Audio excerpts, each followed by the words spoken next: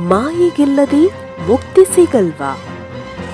ಮಾಯೆಯನ್ನು ಗೆಲ್ಲದೆ ಮುಕ್ತಿ ಸಿಗುವುದೇ ಇಲ್ಲ. ಮಾಯೆಯನ್ನು ಗೆಲ್ಲದ ಹೊರತು ನಮಗೆ ಆ ಮಹಾದೇವನ ಪರಿಚಯ ಆಗೋದೇ ಇಲ್ಲ. ಆ ಮಹಾದೇವ, ಆ ಪರಮಾತ್ಮ ನಿರಾಕಾರ ಶಿವ, ಅವನ ಕೃಪೆ ಆಗೋದೇ ಇಲ್ಲ. ಅವನ ಅರಿವು ಕೂಡ ನಮಗೆ ಆಗೋದಿಲ್ಲ. ಮಾಯಾಬಂಧನದಿಂದ ಬಿಡಿಸಿಕೊಂಡು ನಾವು ಹೊರ ಬಂದರೆ ಮಾತ್ರ ಆ ಮಹಾದೇವ ಅಂದ್ರೇನು? ಯಾವತ್ತೂ ಕೂಡ ಸತ್ಯ ನಿತ್ಯ ನಿರಂತರವಾಗಿರ್ತಕ್ಕಂಥವನು. ಆ ಮಹಾದೇವ, ಆ ಪರಮಾತ್ಮ ನಿರಾಕಾರ ಶಿವ, ಅವನನ್ನು ಮಹಾದೇವ ಅಂತ ಕರೀತಾರೆ ಶರಣರು. ಸ್ವಾಮಿ ನೀನು ಶಾಶ್ವತ ನೀನು, ಎತ್ತಿದೆ ಬಿರಿದ ಜಗವನ್ನರಿಯಲು ಮಹಾದೇವ. ಇಲ್ಲಿಂದ ಮುಂದಕ್ಕೆ ಶಬ್ದವಿಲ್ಲ. ಅವನು ಬಿಟ್ಟರೆ ಇನ್ಯಾರೂ ಇಲ್ಲ. ಅವನೊಬ್ಬನೇ ಏಕೈಕ. ಆ ಶಿವ ಅವನೊಬ್ಬನೇ ಏಕೈಕ. ಅವನಿಗೆ ಯಾವ ಸಹಾಯಕ ದೇವರುಗಳು ಇಲ್ಲ. ಅವನೊಬ್ಬನೇ ಏಕೈಕ. ಅವನು ಸರ್ವಶಕ್ತ, ಅವನು ಸರ್ವಯುಕ್ತ, ಅವನು ಸರ್ವಜ್ಞ. ಅವನನ್ನು ಬಿಟ್ಟರೆ ಬೇರೆ ಯಾವ ದೇವರು ಇಲ್ಲ ಶರಣರು ಹೇಳ್ತಾರೆ. ಆ ಸಂಸಾರವನ್ನು, ಆ ಮಾಯೆಯನ್ನು, ಆ ಭವಬಂಧನವನ್ನು ನಾವು ಬಿಡಿಸಿಕೊಳ್ಳದ ಹೊರತು ನಮಗೆ ಮುಕ್ತಿ ಸಿಕ್ಕುವುದಿಲ್ಲ. ನಾವು ಈಗಾಗಲೇ ಅನೇಕ ಜನ್ಮಗಳನ್ನು ಎತ್ತಿ ಆಸೆಗಳೆಂಬ ಬಲೆಯಲ್ಲಿ ಸಿಲುಕಿ ಆ ದುರಾಸೆಗಳು, ಆಸೆ ಮತ್ತು ದುರಾಸೆಗಳಿಂದ ನೆಕ್ಸ್ಟು ಅದರ ರಿಸಲ್ಟ್ ಏನು? ನಿರಾಶೆ. ಏನೂ ಸಿಕ್ಕುವುದಿಲ್ಲ. ದುರಾಸೆ ಬಿದ್ದು ಎಲ್ಲವನ್ನು ಕಳ್ಕೊಂಡು ಕೊನೆಗೆ ನಮಗೆ ಸಿಗೋದೇನಪ್ಪ ಅಂತಂದರೆ ಪಾಪಕರ್ಮಗಳು, ನಿರಾಶೆ. ಏನೋ ಮಾಡೋಕ್ಕೆ ಹೋದ್ವಿ, ಏನೋ ಆಗೋಯ್ತು. ಆಸೆ ಮನುಷ್ಯನಿಗೆ ಒಂದಷ್ಟು ಭಾವನೆಗಳನ್ನು, ಭಾವನಾತ್ಮಕವಾಗಿ ಬೇಡಿಕೆಗಳನ್ನು ಈಡೇರಿಸ್ಕೊಳ್ತದೆ. ಆದರೆ ದುರಾಸೆ ಇದೆಯಲ್ಲ, ಅದು ಭಾವನೆಗಳಿಗೆ ಅತೀತವಾದಂಥದ್ದು. ಆ ಭಾವನೆಗಳು ಇದೆಯಲ್ಲ, ಅವೆಲ್ಲ ಕೆರಳ್ತವೆ ದುರಾಸೆನಲ್ಲಿ. ಅಲ್ಲಿ ಬಲಾತ್ಕಾರದಿಂದ ಪಡ್ಕೊಳ್ಳುವಂಥದ್ದು ದುರಾಸೆ ಅಂತಂತಂದರೆ. ಬಲಾತ್ಕಾರದಿಂದ, ವಾಮ ಮಾರ್ಗದಿಂದ ನಾವು ಪಡ್ಕೊಳ್ಳುವಂಥದ್ದು. ಅಲ್ಲಿ ಅನೇಕ ಪಾಪಕರ್ಮಗಳು ನಡೆದೇ ಹೋಗ್ತವೆ. ಬಸವಣ್ಣವ್ರು ಹೇಳ್ತಾರೆ, ಇವತ್ತಿಗೆ ಮತ್ತು ನಾಳೆಗೆ ಎಂದು ಈ ಬೆಂದ ಒಡಲ ಹೊರೆದು ಹೋಯಿತಯ್ಯ ನನ್ನ ಸಂಸಾರ. ಈ ಬೆಂದ ಹೊಡಲು ಇದನ್ನು ತುಂಬ್ಕೊಳ್ಳೋಕ್ಕೋಸ್ಕರ ಇವತ್ತಿಗೆ ಬೇಕು, ನಾಳೆಗೆ ಬೇಕು, ನಾಡಿದ್ದಕ್ಕೆ ಬೇಕು, ಮುಂದೆ ನಾಡಿದ್ದಕ್ಕೆ ಬೇಕು, ಮುಂದಿನ ತಿಂಗಳಿಗೆ ಬೇಕು, ಮುಂದಿನ ವರ್ಷಕ್ಕೆ ಬೇಕು ಎನ್ನುವವ ಬಡವ, ಸಾಕು ಎನ್ನುವವ ಸಾಹುಕಾರ. ಬೇಕು ಎಂಬುವ ಬಡವ ಯಾವತ್ತಿಗೂ ಬಡವನೇ. ಅವನು ಬರೀ ಬೇಡ್ತಾ ಇರೋದೇ. ಅವನಿಗೆ ಎಷ್ಟು ದೇವರು ಎಷ್ಟರ ಕೊಡಲಿ, ಇನ್ನೂ ಬೇಕು. ಬೇಕು ಎನ್ನುವವ ಬಡವ, ಸಾಕು ಎನ್ನುವವ ಸಾಹುಕಾರ. ಅವನಿಗೆ ತೃಪ್ತಿ ಇದೆ. ಇಷ್ಟು ಸಾಕಪ್ಪ. ನಮ್ಮ ಮಾದಾರ ಚೆನ್ನೈನವ್ರು ಹೇಳಲ್ವಾ, ಅಂಬಲಿ ಮತ್ತು ಕಂಬಳಿ, ಕುಡಿಲಿಕ್ಕೆ ಅಂಬಲಿ, ಮಲಗಲಿಕ್ಕೆ ಒಂದು ಕಂಬಳಿ, ಇಷ್ಟೇ ನನ್ನ ಆಸ್ತಿ, ಮಿಕ್ಕಿದ್ದೆಲ್ಲ ಜಾಸ್ತಿ. ಇದು ತೃಪ್ತಿ. ನಮಗೆ ಒಂದು ಮನೆ ಇದ್ದರೆ 2 ಮನೆ ಬೇಕು ಅಲ್ವಾ? ಇಷ್ಟಿದ್ರೆ ಅಷ್ಟು ಬೇಕು. 2 ಎಕರೆ ಇದ್ದರೆ 4 ಎಕರೆ ಬೇಕು. 4 ಎಕರೆ ಇದ್ದರೆ ಅದರ ಪಕ್ಕದಲ್ಲಿ ಮಾರಾಟ ಮಾಡ್ತಾಯಿದ್ದಾನೆ, ನಮ್ಗೆ ಅಟ್ಯಾಚ್ ಜಮೀನು. ಅವು ಬಿಡೋಕ್ಕಾಗುತ್ತಾ? ಎಲ್ಲರ ಸಾಲ ಮಾಡಿದ್ರು ಸರಿ, ಪಕ್ಕದ ಜಮೀನು ಯಾರು ಬಿಟ್ಟೋರು ಉಂಟಾ? ಸಂಸಾರ ದೊಡ್ಡದಾಗ್ತಾಯಿತೆ, ಮುಂದಿನ ಮಕ್ಕಳಿಗೆ ಬೇಕಾಗ್ತದೆ. ನಾವು ಮಾಡದೆ ಇನ್ಯಾರು ಮಾಡ್ತಾರೆ? ನಮ್ಮ ಕಷ್ಟ ಮಕ್ಕಳಿಗೆ ಬೇಡ, ಮಕ್ಕಳಿಗೆಲ್ಲ ಇಕ್ಬಿಟ್ಟು ಹೋಗ್ಬಿಡೋಣ. ಇದು ದುರಾಸೆ. ನಿಮ್ಮನ್ನು ನಮ್ಮ ಪೂರ್ವಜರನ್ನು ಎಲ್ಲರನ್ನೂ ಸಾಕಿ ಸಲಹಿದಂತಹ ಆ ಪರಮಾತ್ಮನಿದ್ದಾನೆ.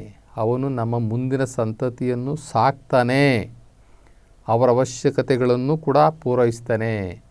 ನಾವೇ ಎಲ್ಲ ಮಾಡಿಬಿಡ್ತೀವಿ ಅಂತ. ಇಲ್ಲಿ ಈ ಬೆಂದ ಒಡಲನ್ನು ತುಂಬಿಸಿಕೊಳ್ಳಲು ವೃಥಾ ಹೋಗಿತ್ತಯ್ಯ ನನ್ನ ಸಂಸಾರ. ಎಲ್ಲವನ್ನೂ ಕೂಡ ಮಾಡಿ ಅದು ಬೇಕು ಇದು ಬೇಕಂತ ಹೇಳಿ ನಮ್ಮ ಸಂಸಾರನೇ ಹಾಳು ಮಾಡ್ಕೊಂಡು ಬಿಟ್ವಿ. ಹಿಂದೆ ನಾನಾ ಯೋನಿಯಲ್ಲಿ ಬಂದೆನೆಂಬ ಹೇಯ ಇಲ್ಲ. ನಾನು ಎಷ್ಟೋ ಜನ್ಮಗಳು ಎತ್ತಿದ್ದೀನಿ, ಎಷ್ಟೋ ತಾಯಂದಿರ ಹೊಟ್ಟೆಯಲ್ಲಿ ಹುಟ್ಟಿದ್ದೀನಿ. ಬಸವಣ್ಣರು ಹೇಳ್ತಾರೆ, ನಾನು ಹಿಂದೆ ಎಷ್ಟೋ ಯೋನಿಗಳಲ್ಲಿ ನಾನು ಬಂದಿದ್ದೇನೆ, ಅದ್ರ ಬಗ್ಗೆ ನನಗೇನು ಬೇಜಾರಿಲ್ಲ, ಗೊತ್ತಿಲ್ಲ, ನಾನು ಬಂದುಬಿಟ್ಟಿದ್ದೀನಿ. ಈಗ ಹಿಂದೆ ನಡೆದೋಗಿದ್ದು ಏನು ಮಾಡೋಕ್ಕಾಗುತ್ತೆ? ಎಷ್ಟೋ ಪಾಪಗಳ ಕರ್ಮಗಳನ್ನ ಮಾಡಿದೆ, ಎಷ್ಟೋ ಜನ್ಮಗಳನ್ನ ಎತ್ಕೊಂಡೆ, ನನಗೆ ಅದ್ರ ಬಗ್ಗೆ ಏನು ಬೇಜಾರಿಲ್ಲ. ಇನ್ನು ನನಗೆ ಮುಂದಕ್ಕಾದರೂ ಮುಕ್ತಿ ಬೇಕು ಅನ್ನುವಂಥ ಯುಕ್ತಿ ನನ್ನಲ್ಲಿಲ್ವಲ್ಲ, ಇದು ನನಗೆ ಬೇಜಾರಾಗ್ತೈತೆ ಅಂತ ಹೇಳ್ತಾರೆ ಬಸವಣ್ಣನವರು. ಹಿಂದೆ ನಾನಾ ಯೋನಿಯಲ್ಲಿ ಬಂದೆನೆಂಬ ಹೇಯ ನನಗಿಲ್ಲ, ಆದರೆ ಮುಂದೆ ಮುಕ್ತಿ ಹೊಂದಬೇಕು ಅನ್ನುವಂತಹ ಯುಕ್ತಿ ನನಗಿಲ್ವಲ್ಲ. ಮುಕ್ತಿ ಪಡ್ಕೊಳ್ಳೇಬೇಕು, ನೆಕ್ಸ್ಟು ಮರುಜನ್ಮಕ್ಕೆ ನಾನು ಹೋಗೋದಿಲ್ಲ, ಬೇಡ ಇದೇ ಜನ್ಮ ಸಾಕು ಅನ್ನುವಂತಹ ಒಂದು ಚಾಲೆಂಜ್ ನನ್ನಲ್ಲಿಲ್ವಲ್ಲ, ಒಂದು ಗುರಿ ನನ್ನಲ್ಲಿಲ್ವಲ್ಲ ಅಂತ ಹೇಳಿ ಇಲ್ಲಿ ನೊಂದ್ಕೊತಾ ಇದ್ದಾರೆ ಬಸವಣ್ಣವರು. ಹೇ ಎಂದೆಂದೂ ಸದಾಶಿವನನ್ನು ಕುಂದದೆ ನೆನೆಯಲ್ಲೂ ಬಿಡದೆ ಕುಂದಿತ್ತಯ್ಯ ಈ ಮಾಯೆ ನನ್ನನ್ನು ಸದಾಶಿವನನ್ನು ನೆನೆಯಲು, ಆ ಪರಮಾತ್ಮ ನಿರಾಕಾರ ಶಿವನನ್ನು ನೆನೆಯಲು ನನ್ನನ್ನು ಈ ಮಾಯೆ ಬಿಡ್ತಾ ಇಲ್ಲ. ನನ್ನನ್ನು ಹಂತ ಹಂತವಾಗಿ ಕೊಲ್ತಾ ಇದೆ ಈ ಮಾಯೆ. ಹೇ ಶಿವ, ಹೇ ಕೂಡಲ ಸಂಗಮ ದೇವ, ನನ್ನನ್ನು ರಕ್ಷಿಸು. ಈ ಸಂಸಾರ ಅನ್ನುವಂತಹ ಸರ್ಪ ಮುಟ್ಟಲು ಈ ಪಂಚೇಂದ್ರಿಯ ವಿಷಯಗಳೆಂಬ ಈ ವಿಷ ಅದು ನನ್ನನ್ನು ಮಂದುಗೆಟ್ಟಿಸಿತಯ್ಯ. ನಾನು ಹೊರಳಿ ಬೀಳುತ್ತಿದ್ದೇನಯ್ಯ. ಓಂ ನಮಃ ಶಿವಾಯ ಎಂಬ ಮಂತ್ರವ ಜಪಿಸುತ್ತಿದ್ದೇನಯ್ಯ. ಹೇ ಶಿವ, ಕೂಡಲ ಸಂಗಮ ದೇವ. ಇಲ್ಲಿ ಒಂದು ಕಡೆ ಮಾಯೆ ನಮ್ಮನ್ನು ಬಿಡ್ತಾ ಇಲ್ಲ, ಮುಕ್ತಿ ಕಡೆ ಹೋಗಲಿಕ್ಕೆ ಬಿಡ್ತಾ ಇಲ್ಲ. ನಾವು ಹಿಂದೆ ಅನೇಕ ಯೋನಿಗಳಲ್ಲಿ ಬಂದು ಅನೇಕ ಪಾಪಕರ್ಮಗಳನ್ನು ಮಾಡಿ ಬೇಕಾದಷ್ಟು ಪಾಪದ ಮೂಟೆಗಳನ್ನು ಒತ್ಕೊಂಡು ಬಿಟ್ಟಿದ್ದೀವಿ. ಆಯಿತು, ಅದಕ್ಕೆ ಒಂದು ವಿನಾಯಿತಿ. ನಮಗೆ ಗೊತ್ತಿಲ್ಲ ಹಿಂದಿನ ಜನ್ಮದಲ್ಲಿ ಏನೇನು ಮಾಡ್ಕೊಂಡ್ವೋ. ಇವ ನಮಗೆ ಗೊತ್ತಾಗಿದೆ, ಆ ಪರಮಾತ್ಮ ನಿರಾಕಾರ ಶಿವ ಅನ್ನೋನೊಬ್ಬನಿದ್ದಾನೆ, ಅವನು ನಮಗೆ ಮುಕ್ತಿದಾತ. ಅವನು ನಂಬ್ಕೊಂಡ್ರೆ, ಅವನನ್ನು ನಾವು ಮೊರೆ ಹೋದರೆ, ಅವನಿಗೆ ಶರಣಾದರೆ ಇದೇ ಜನ್ಮ ಕಡೆ ಅನ್ನುವಂತಹ ವಿಚಾರ ನಮಗೆ ತಿಳಿದಿದೆ ಈಗ. ಆದರೆ ಈ ಮಾಯೆ ಇದೆಯಲ್ಲ, ನಮ್ಮನ್ನು ಆ ಪರಶಿವನನ್ನು, ಆ ಸದಾಶಿವನನ್ನು, ಆ ನಿರಾಕಾರ ಶಿವನನ್ನು ನೆನೆಯಲಿಕ್ಕೆ ಇದು ಬಿಡ್ತಾ ಇಲ್ಲ ಈ ಮಾಯೆ ಎಂಬುದಾಗಿ ಬಸವಣ್ಣವ್ರು ಹೇಳ್ತಾ, ಈ ಸಂಸಾರ ಅಂತಕ್ಕಂಥ ಈ ಸರ್ಪ ನಮಗೆ ಕಚ್ಚಿಬಿಟ್ಟಿದೆ. ಸಂಸಾರ ಅನ್ನುವಂತಹ ಈ ಸರ್ಪ ನಮ್ಮನ್ನು ಕಚ್ಚಿಬಿಟ್ಟಿದೆ, ವಿಷಯ ಏರಿಬಿಟ್ಟಿದೆ. ಈ ಪಂಚೇಂದ್ರಿಯಗಳಿದಾವಲ್ಲ, ಈ ಪಂಚೇಂದ್ರಿಯಗಳ ಮುಖಾಂತರ ವಿಷ ನಮಗೆ ಏರಿಬಿಟ್ಟಿದೆ. ನಮ್ಮ ಇಡೀ ಶರೀರ ಎಲ್ಲ ವಿಷಮಯ ಆಗಿದೆ. ಪಂಚೇಂದ್ರಿಯಗಳ ಮುಖಾಂತರ ಮಾಡಿದಂತಹ ಪಾಪಕರ್ಮಗಳು, ಕಣ್ಣಿಂದ ಮಾಡಿದ್ದು, ನಾಲ್ಗೆಯಿಂದ ಮಾಡಿದ್ದು, ಮೂಗಿನಿಂದ ಮಾಡಿದ್ದು, ಚರ್ಮದಿಂದ ಮಾಡಿದ್ದು, ಮಾತಿನಿಂದ ಮಾಡಿದ್ದು, ಈ ಕೈಗಳಿಂದ ಮಾಡಿದ್ದು, ಇವೆಲ್ಲವೂ ಕೂಡ ಈ ಪಾಪಕರ್ಮಗಳು, ಇವೆಲ್ಲವೂ ಕೂಡ ಆ ವಿಷ, ಆ ಪಂಚೇಂದ್ರಿಯಗಳ ವಿಷ ನಮ್ಮನ್ನು ಶರೀರದಲ್ಲಿ ತುಂಬ್ಕೊಂಡ್ಬಿಟ್ಟಿದೆ. ಆ ಸಂಸಾರ ಅನ್ನುವಂಥ ಸರ್ಪ ನಮ್ಮನ್ನು ಕಚ್ಚಿಬಿಟ್ಟಿದೆ. ನಾನು ಮಂದುಗೆಟ್ಟೆನಯ್ಯ, ಆನು ಹೊರಳಿ ಬೀಳುತ್ತಿದ್ದೇನಯ್ಯ. ಅದಕ್ಕೆ ಔಷಧಿ ಏನು? ಅವರೇ ಹೇಳ್ತಾರೆ ಬಸವಣ್ಣನವರು, ಸಂಸಾರನ ಸರ್ಪನ ಅದರ ಸಹವಾಸ ಮಾಡಿದೆ, ಸಂಸಾರನ ಸರ್ಪದ ಕೈನಲ್ಲಿ ನಾನು ಏನು ಚಕ್ಕಂದ ಹಾಡಿದೆ, ಅದರ ಕೈಲಿ ಕಚ್ಚಿಸ್ಕೊಂಡೆ, ಈಗ ನನಗೆ ವಿಷ ಹೇರಿದೆ. ನಮ್ಮ ಪಂಚೇಂದ್ರಿಯಗಳೆಲ್ಲವೂ ಕೂಡ ಮೋಸ ಮಾಡಿದವು ನನಗೆ. ಅವುಗಳ ಮುಖಾಂತರ ಅನೇಕ ಪಾಪಕರ್ಮಗಳನ್ನು ಮಾಡಿ ಇಡೀ ನನ್ನ ಶರೀರ ಎಲ್ಲವೂ ಕೂಡ ವಿಷಮಯವಾಗಿದೆ.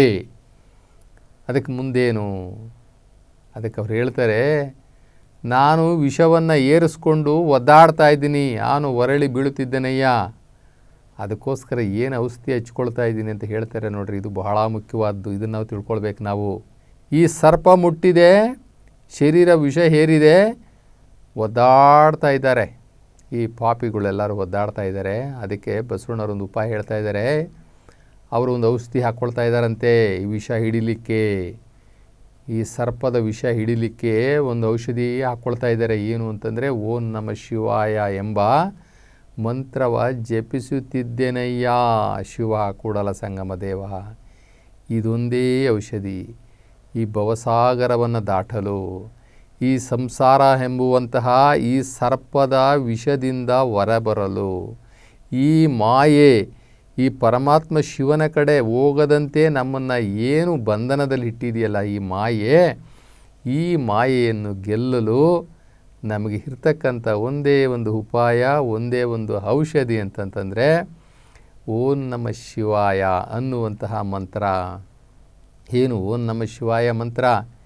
ಏ ಶಿವನೇ, ನಾನು ನಿನಗೆ ಶರಣಾಗಿದ್ದೇನೆ, ನಿನ್ನನ್ನು ಬಿಟ್ಟು ಅನ್ಯ ದೈವವಿಲ್ಲ, ನಾನು ನಿನ್ನನ್ನು ಸದಾ ಧ್ಯಾನಿಸುತ್ತಿದ್ದೇನೆ, ನಾನು ನಿನ್ನನ್ನು ಸ್ತುತಿಸುತ್ತಿದ್ದೇನೆ.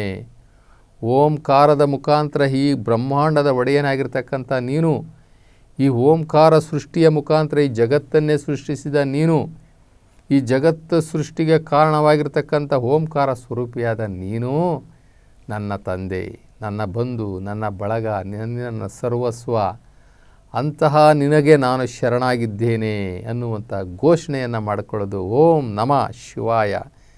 ಶಿವನಿಗೆ ನಾನು ಶರಣಾಗಿದ್ದೇನೆ, ಶರಣಾಗತಿ ಹೊಂದಿದ್ದೇನೆ, ನಾನು ನನ್ನ ಆತ್ಮವನ್ನು ಶಿವನಿಗೆ ಅರ್ಪಣೆ ಮಾಡಿಕೊಂಡಿದ್ದೇನೆ, ಆತ್ಮಾರ್ಪಣೆ ಮಾಡಿಕೊಂಡಿದ್ದೇನೆ, ನಾನು ಈ ತನುವನ್ನೇ ಬಲಿಯಾಗಿ ಕೊಟ್ಟಿದ್ದೇನೆ, ನಾನು ಬಲಿಹಾರಿಯಾಗಿದ್ದೇನೆ, ಈ ತನುವನ್ನೇ ನಾನು ಬಲಿಯಾಗಿ ಕೊಟ್ಟಿದ್ದೇನೆ, ನಾನು ಬಲಿಹಾರಿಯಾಗಿದ್ದೇನೆ, ನಾನು ಶಿವನಿಗೆ ಶರಣಾಗಿದ್ದೇನೆ. ಈ ಮಂತ್ರವನ್ನು ಔಷಧಿಯಂತೆ ಉಪಯೋಗಿಸುತ್ತಾ ಬಸವಣ್ಣವರು ಹೇಳ್ತಾ ಇದ್ದಾರೆ, ಈ ಮಾಯೆಯನ್ನು ಗೆಲ್ತಾ ಇದ್ದೇನೆ. ಈ ಸಂಸಾರ ಅನ್ನುವಂತಹ ಸರ್ಪ ಏನಾಗಿದೆ ನನ್ನನ್ನು ಕಚ್ಚಿ ಏನು ಶರೀರವನ್ನೆಲ್ಲ ವಿಷಮಯ ಮಾಡ್ತೋ ಅದರಿಂದಲೂ ಕೂಡ ನಾನು ಬಿಡುಗಡೆ ಹೊಂದ್ತಾ ಇದ್ದೀನಿ. ಯಾವ ಔಷಧಿ? ಓಂ ನಮಃ ಶಿವಾಯ ಅನ್ನುವಂಥ ಔಷಧಿಯಿಂದ ನಾನು ಹೊರಗಡೆ ಬರ್ತಾ ಇದ್ದೀನಿ. ಈ ಮಾಯೆಯನ್ನು ಗೆಲ್ತಾ ಇದ್ದೀನಿ. ಈ ಮಾಯೆ ನನ್ನನ್ನು ಮಹಾದೇವನ ಕಡೆ ಹೋಗದಂತೆ ನನ್ನನ್ನು ಏನು ಬಂಧನದಲ್ಲಿರಿಸಿತ್ತಲ್ಲ ಅದರ ಮದವನ್ನು ಕೂಡ ನಾನು ಮುರಿತಾ ಇದ್ದೀನಿ. ಮಾಯೆಯ ಮದವನ್ನು ಮುರಿತಾ ಇದ್ದೀನಿ. ಅರಿಯದೆ ಜನನಿಯ ಜಠರದಲ್ಲಿ ಬಾರದ ಭವಂಗಳಲ್ಲಿ ಬರಿಸಿದೆ ತಂದೆ, ಹುಟ್ಟಿದ್ದೇ ತೆಪ್ಪಾಯಿತೆ. ಇಲ್ಲಿ ಲಿಂಗವೇ, ಇಲ್ಲಿ ಶಿವನೇ, ಮುನ್ನ ಹುಟ್ಟಿದ್ದಕ್ಕೆ ಕೃಪೆ ಮಾಡು. ಏ ಶಿವನೇ, ಏ ಲಿಂಗವೇ, ಇನ್ನು ಹುಟ್ಟಿಸಿದೆಯಾದರೆ ಕೂಡಲ ಸಂಗಮ ದೇವ ಶಿವ ನಿನ್ನ ಮೇಲೆ ಆಣೆ, ನಿನ್ನೆಯಿಂದವರೆಗೂ ನೀನು ನನ್ನನ್ನು ಬೇಕಾದಷ್ಟು ಜನ್ಮಗಳು ಎತ್ತಿಸಿಬಿಟ್ಟಿದ್ದೀಯಾ. ಅರಿಯದೆ ಜನನಿಯ ಜಠರದಲ್ಲಿ, ನನಗೆ ಗೊತ್ತಿಲ್ಲ, ನನಗೆ ಅರಿವಿಲ್ಲ, ನಿನ್ನ ಅರಿವೇ ಇರಲಿಲ್ಲ ನನಗೆ. ನೀನು ಒಬ್ಬ ಶಿವ ಅಂತ ಇದ್ದೀಯಾ, ನೀನು ಸಕಲಕ್ಕೆ ನೀನು ಕಾರಣಕರ್ತ ಅನ್ನುವಂಥದ್ದು ನನಗೆ ಗೊತ್ತೇ ಇಲ್ಲ, ನನಗೆ ಅರಿವೇ ಇಲ್ಲ. ಆ ಅರಿವಿಲ್ಲದಂತಕ್ಕಂಥ ಸಂದರ್ಭದಲ್ಲಿ ನೀನು ಅನೇಕ ಜನನಿಯ ಜಠರದಲ್ಲಿ ನನ್ನನ್ನು ಹುಟ್ಟಿಸ್ಬಿಟ್ಟೆ. ಎಷ್ಟೋ ತಾಯಂದಿರ ಹೊಟ್ಟೆಯಲ್ಲಿ ನನ್ನ ಹುಟ್ಟಿಸ್ಬಿಟ್ಟೆ. ಜೊತೆಗೆ ಸುಮ್ಮನೆ ಬಿಟ್ಟ ನೀನು, ಬಾರದ ಭವಂಗಳಲ್ಲಿ ಭರಿಸಿದೆ. ಬೇಕಾದಷ್ಟು ನನ್ನನ್ನು ಕಷ್ಟ ನಷ್ಟಗಳನ್ನು ಕೊಟ್ಟು ಕಾಡಿಸಿ ಪೀಡಿಸಿ ರೋಗ ರುಜಿನಗಳಲ್ಲೆಲ್ಲ ಮುಳುಗಿಸಿ ನನ್ನನ್ನು ಪರಿಪರಿಯಾಗಿ ಪರೀಕ್ಷೆ ಮಾಡಿಬಿಟ್ಟೆ. ಆಯಿತು, ನೆನ್ನೆವರೆಗೂ ನಾನು ಹಿಂದಿನ ಜನ್ಮ ಎಷ್ಟೋ ಜನ್ಮಗಳು ತೊಗೊಂಡಿದ್ದೆಲ್ಲವೂ ತಪ್ಪಾಯ್ತಪ್ಪ, ನಾನು ಮಾಡಿದ್ದೂ ತಪ್ಪು, ನೀನು ನನ್ನನ್ನು ಜನ್ಮದಲ್ಲಿ ಹುಟ್ಟಿಸಿದ್ದು ತಪ್ಪಾಯಿತು. ಎಲೆ ಲಿಂಗವೇ, ಎಲೆ ಶಿವನೇ, ಹಿಂದೆ ನಾನು ಏನೇನು ಪಾಪ ಕರ್ಮಗಳು ಮಾಡಿದ್ದೀನೋ ನೀನು ಕೃಪೆ ಮಾಡಿ ಮನ್ನಿಸ್ಬಿಡು. ಯಾವಾವ ಜನ್ಮದಲ್ಲಿ ಬಂದು ಏನೇನು ತಪ್ಪು ಮಾಡಿದ್ದೀನೋ ಅವನ್ನೆಲ್ಲವನ್ನು ಕೂಡ ಕೃಪೆ ಮಾಡಿ ಮನ್ನಿಸಪ್ಪ. ಆದರೆ ಒಂದು ಚಾಲೆಂಜು, ಒಂದು ಪ್ರಮಾಣ, ಒಂದೇ ಒಂದು ನಿನ್ನಲ್ಲಿ ಪ್ರಮಾಣ ಮಾಡಿ ಕೇಳ್ಕೊಳ್ತೀನಿ. ಏನು? ಇನ್ನು ಮುಂದೆ ಹುಟ್ಟಿಸಿದೆಯಾದಡೆ, ಏ ದೇವ, ಏ ಶಿವ, ಏ ಕೂಡಲ ಸಂಗಮ ದೇವ, ಇನ್ನು ಹುಟ್ಟಿಸಿದೆಯಾದಡೆ ನಿನ್ನ ಮೇಲಾಣೆ. ಇದು ದೇವ್ರ ಮೇಲೆ ಚಾಲೆಂಜ್ ಮಾಡೋದು. ನಾನು ಹಿಂದೆ ಏನು ಮಾಡೋದು ನನಗೆ ಗೊತ್ತಿಲ್ಲ, ಬೇಕಾದಷ್ಟು ಜನ್ಮಗಳನ್ನ ಕೊಟ್ಟೆ. ಆ ಜನ್ಮಗಳಲ್ಲಿ ನಾನು ಬೇಕಾದಷ್ಟು ಪಾಪಗಳನ್ನು ಮಾಡಿದೆ. ಯಾಕೆ ಮಾಡಿದೆ? ನಿನ್ನ ಅರಿವು ನನಗಿರಲಿಲ್ಲ. ಈಗ ನಿನ್ನ ಅರಿವು ನನಗೆ ಸಿಕ್ಕಿದೆ, ನಿನ್ನ ಜ್ಞಾನ ಸಿಕ್ಕಿದೆ, ನೀನೊಬ್ಬ ಒಡೆಯ ಇದ್ದೀಯಾ ಅನ್ನುವಂತಹ ವಿಚಾರ ನನಗೆ ಈಗ ತಿಳಿದಿದೆ. ಈ ಆ ಜ್ಞಾನ ನನಗೆ ಈಗ ಬಂದಿದೆ. ಇನ್ಮೇಲೆ ನಾನು ತಪ್ಪು ಮಾಡೋದಿಲ್ಲ. ನಾನು ಈಗ ಮಾಡಿರ್ತಕ್ಕಂಥ ತಪ್ಪುಗಳಿಗೆ ನಾನು ಓಂ ನಮಃ ಶಿವಾಯ ಅನ್ನುವಂತಹ ಔಷಧಿಯನ್ನು ಉಪಯೋಗಿಸ್ತೀನಿ. ಈ ಭೂಲೋಕದಲ್ಲಿ ಈ ನಾನಾ ಭುವನಗಳಲ್ಲಿ ಭಕ್ತರಿಗೆ, ಶಿವಭಕ್ತರಿಗೆ ಅವರ ಪಾಪಕರ್ಮಗಳನ್ನು ಕಳ್ಕೊಳ್ಳೋದಿಕ್ಕೆ, ಅವರು ಈ ಭವಬಂಧನದಿಂದ ಬಿಡಿಸ್ಕೊಳ್ಳಿಕ್ಕೆ ಒಂದೇ ಒಂದು ಔಷಧಿ ಓಂ ನಮಃ ಶಿವಾಯ ಅನ್ನುವಂತಹ ಮಂತ್ರ.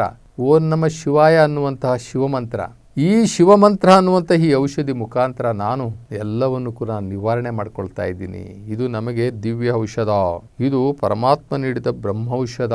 ಈ ಓಂ ನಮಃ ಶಿವಾಯ ಎನ್ನುವಂತಹ ಮಂತ್ರವನ್ನು ಜಪಿಸುತ್ತಾ ಜಪಿಸುತ್ತಾ ಜಪಿಸುತ್ತಾ ನಾನು ನಿನ್ನ ಸಾನ್ನಿಧ್ಯಕ್ಕೆ ಬರ್ತೇನೆ, ಮುಕ್ತಿಯನ್ನು ನಾನು ಪಡ್ಕೊಳ್ತೇನೆ, ಮಾಯೆಯನ್ನು ನಾನು ಗೆಲ್ತೇನೆ, ನಾನು ಹಿಂದಿನ ಜನ್ಮದಲ್ಲಿ ಮಾಡಿದ ಪಾಪ ಕರ್ಮಗಳನ್ನು ಮನ್ನಿಸು, ಕೃಪೆ ಮಾಡು, ನನಗೆ ಕೃಪೆ ಮಾಡು. ಇನ್ನು ನೀನು ಹುಟ್ಟಿಸಿದೆಯಾದೊಡೆ ಎಲೆ ಶಿವನೇ, ನಿನ್ನ ಮೇಲೆ ಹಾಣೆ. ನಮಗೆ ಹಾಣೆ ಇಕ್ಕೊಳ್ಳೋಕೆ ಶಿವನೇ ಗೊತ್ತಿಲ್ಲ, ನಮಗೊಬ್ಬ ದೇವರಿದ್ದಾನೆ ಅನ್ನೋದೇ ಗೊತ್ತಿಲ್ಲ. ನಮ್ಮ ಒಬ್ಬ ರಕ್ಷಕ ಇದ್ದಾನೆ, ನನ್ನ ಪಾಲಕ ಇದ್ದಾನೆ, ನನ್ನನ್ನು ಕೃಪೆ ಮಾಡಿರೋನಿದ್ದಾನೆ, ಈ ಭೂಮಿ ಮೇಲೆ ತಂದಿರೋನಿದ್ದಾನೆ, ನನ್ನ ಉಸಿರನ್ನು ಇಟ್ಟವನೊಬ್ಬ ಇದ್ದಾನೆ. ನನ್ನ ಸಾವಿನ ನಂತರ ನಾನು ಅವನತ್ರನೇ ಹೋಗ್ಲಿಕ್ಕಿದೆ, ನಾನು ಅವನತ್ರನೇ ಹೋಗಬೇಕಾಗಿದೆ ಅನ್ನುವಂತಹ ಕನಿಷ್ಠ ಜ್ಞಾನವು ನಮಗೆ ಇಲ್ಲದೆ ಇರುವುದರಿಂದ ನೋಡುವ ಈ ಚರಾಚರಗಳೇ ಸತ್ಯ ಅಂತ ತಿಳ್ಕೊಂಡು ಈ ಅಸಂಬದ್ಧ ಸಂಸಾರ ಸಂಬಂಧಗಳನ್ನೇ ಶಾಶ್ವತ ಸಂಬಂಧ ಅಂತ ತಿಳ್ಕೊಂಡು ಮಾಯೆಗೆ ಒಳಗಾಗಿ ಮಾಯಾಬಂಧನದಲ್ಲಿ ಮಮಕಾರಗಳ ಮಧ್ಯೆ ಬಹಳ ನಿಕೃಷ್ಟವಾದಂತಹ ಜೀವನವನ್ನು ಮಾಡ್ತಾ ಇದ್ದೀವಲ್ಲ, ಈ ಜೀವನವನ್ನು ನಾವು ಕಳ್ಕೊಳ್ಬೇಕು. ಶಿವಜ್ಞಾನದ ಶಿವನ ಅರಿವು, ಆ ಶಿವನ ವಾಸ್ತವತೆ, ಅವನ ವಿಸ್ತಾರ, ಅವನ ಸಂಕಲ್ಪ, ಅವನ ಶಕ್ತಿ, ಅವನ ಈ ಬ್ರಹ್ಮಾಂಡ ರಚನೆಯ ರಹಸ್ಯ ಇವೆಲ್ಲವನ್ನು ತಿಳ್ಕೊಂಡಾಗ ನಾವು ಆ ಶಿವನ ಒಲುಮೆ ನಮಗಾಗುತ್ತೆ. ಅವನ ನೆನಪಲ್ಲಿ ನಾವು ಜೀವನ ಮಾಡಿದಾಗ ನಾವು ಖಂಡಿತವಾಗಲೂ ಮಾಯೆಯನ್ನು ಗೆದ್ದು ಮುಕ್ತಿಯನ್ನು ಪಡೆದುಕೊಳ್ಳಬಹುದು.